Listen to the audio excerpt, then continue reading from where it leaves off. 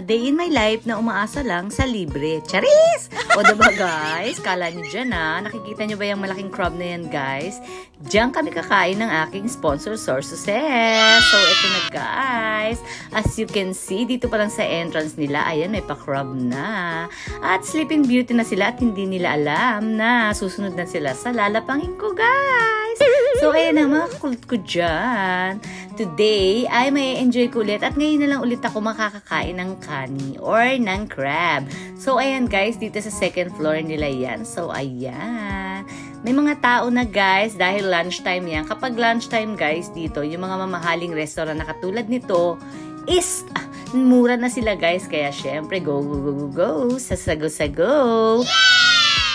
Medyo expensive kasi ng konti dito kumpara sa ibang mga kainan talaga. Katulad na lang yan guys sa diba? Ang pantawag nila is telepono na, hindi button, diba?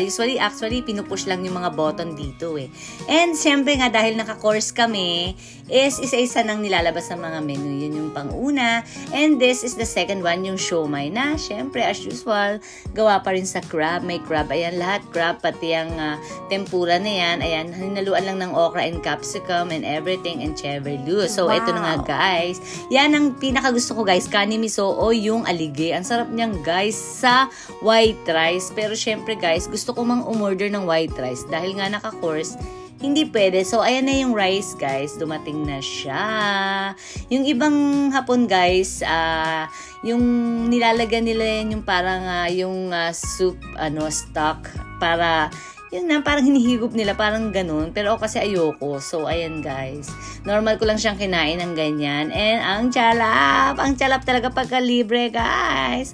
So, thank you so much, Gotsusama des, sa palaging libreng pagkain ng inyong kakulot.